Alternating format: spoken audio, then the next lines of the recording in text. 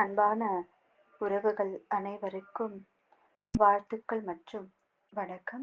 இன்றைய சிந்தனை அக்பர் வாழ்க்கையில் நடந்த ஒரு நிகழ்வு பற்றியது. அக்பர் ஒரு நாள் தான்சேனிடம் கூறினார், உன் சங்கீதத்தை கேட்கும் பொழுது உன்னை போல இசைப்பவர்கள் பூமியில் அபூர்வமாகத்தான் இருப்பார்கள் என்ற எண்ணம் எழுகிறது. ஏனென்றால் இதைவிட உயர்வாக எது இருக்க முடியும் என்ற அனுமானம் கூட எழ மறுக்கிறது. நீ சிகரமாக இருக்கிறாய். ஆனால் நேற்றிரவு உன்னை அனுப்பிவிட்டு படுக்கைக்கு சென்ற பின் அப்படி ஒருவர் இருக்க முடியுமோ என்று எனக்கு தோன்றியது. நீயும் ஒருவரிடமிருந்து கற்றுக்கொண்டு தானே இருக்கிறாய். உனக்கும் குரு இருக்கிறார் என்பது என்னுடைய நினைவுக்கு வந்தது. அதனால் இன்று உன்னிடம் அதை பற்றி கேட்க விரும்புகிறேன். உன் குரு யார் என்று தான்சேனிடம் அக்பர் அவர்கள் கேட்கிறார். அவர் இப்போ இருக்கிறார் அல்லவா என்கிறார். தான்சேனும் பதிலளித்தார், என் குருவின் முன்னே நான் ஒன்றும் இல்லை ஐயா. எனக்கு கற்றுக் கொடுத்தவருடைய கால் தூசு கூட நான் பெறமாட்டேன். அதனால் நான் சிகரம் என்ற எண்ணத்தை விட்டுவிடுங்கள். தரையளவு கூட இல்லை. தங்களுக்கு என்னை மட்டுமே தெரியும். அதனால் சிகரமாக நினைக்கிறீர்கள். ஒட்டகம் குன்றின் அருகே வந்த பின் தான் குன்று அல்ல என்பதை உணர்கிறது. இல்லாவிட்டால் குன்று தன்னை விட சிறியது என நம்புகிறது. குருவின் முன்னால் நான் ஒன்றுமே இல்லை.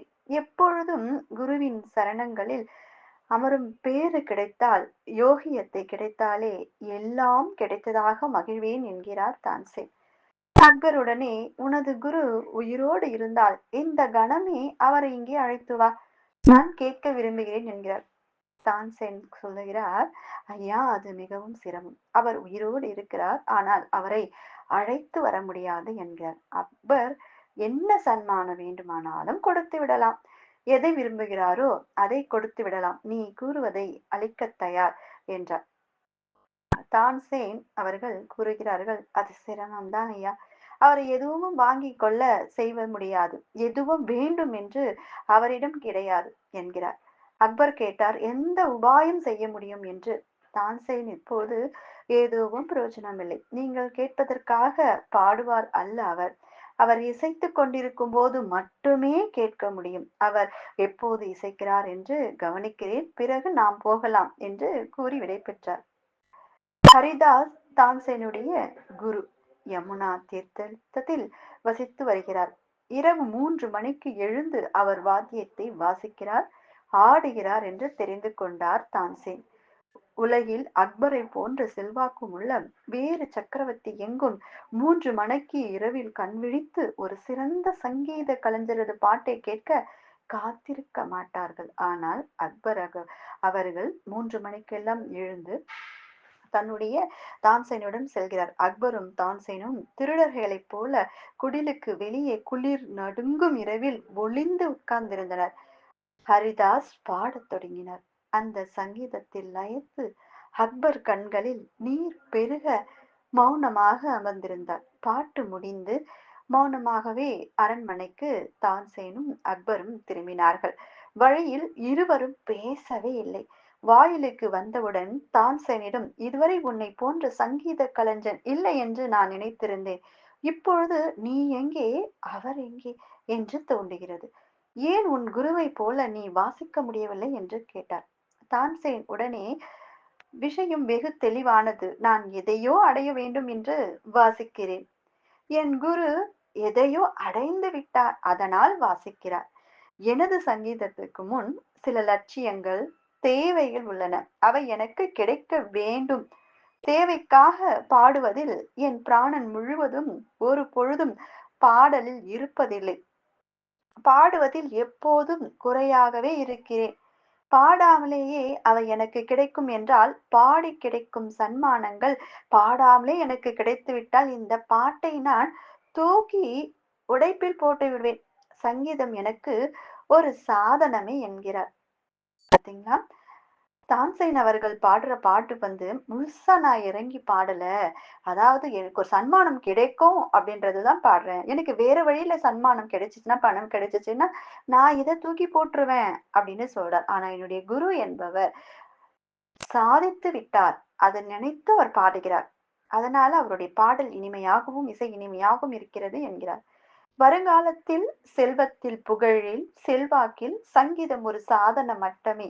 சாதனம் ஒருபோதும் ஆத்மாவாகி விடுவதில்லை. ஆனால் நீங்கள் எப்பொழுதும் கேட்டு வந்தது ஒரு இப்பொழுது கேட்டு வந்தது ஒரு மகானுடைய சங்கீதம். அவருக்கு எதையும் அடையும் சாதனம் அல்ல சங்கீதம். மேலே எதுவும் இல்லை. அவருக்கு பாடி அடைவதற்காக பின்னால் ஏதோ இருக்கிறது. அவர் சங்கீதத்தை பெருக செய்து கொண்டு அதன் காரணமாக அவருள் பூரித்து பொங்குகிறது சங்கீதம். அவர் பாடுகிறார், எதையோ அடைந்து விட்டார். ஏதோ நிறைந்து விட்டது அவருக்கு. எதுவோ பெருகுகிறது. அது ஒரு அனுபூதி. அது ஒரு சத்தியம். ஒரு இறைவன் உயிரில் நிறைந்துள்ளான். இப்பொழுது அது பெருங்கி பெருகி ததும்புகிறது. அக்பர் மீண்டும் மீண்டும் கேட்கலானார். பிறகு எதற்காக பாடுகிறார்? எதற்காக எதற்காக என்று அக்பர் கேட்கிறார். இயற்கைதான். நாமும் கேட்கிறோம். எதற்காக பாடுகிறார் என்று தான்சேனும் இடையளிக்கிறார். நதி எதற்காக ஓடுகிறது? மலர் எதற்காக மலர்கிறது? சூரியன் எதற்காக உதயமாகின்றது? அதை போலதான் அவரும் பாடுகிறார். எதற்காக? மனிதனுடைய புத்தி பிறபுத்தி கேள்வி. பிறப்பித்த கேள்வி. மனிதனை தவிர எல்லா படைப்புகளும் எதற்காக என்று கேள்வி கேட்பதே இல்லை. என்ன அழகுல! எதற்காக எதற்காக நான் இந்த வேலை செய்யணும்? எதற்காக நான் செய்யணும்? எதற்காக எதற்காக என்ற கேள்வி மனிதன் மட்டும்தான் செய்வான். இந்த இயற்கையில எதையுமே நான் எதற்காக உதிக்கிறேன்? எதற்காக நான் மருகிறேன்? எதற்காக நிலவு இரவு உறைகிறது?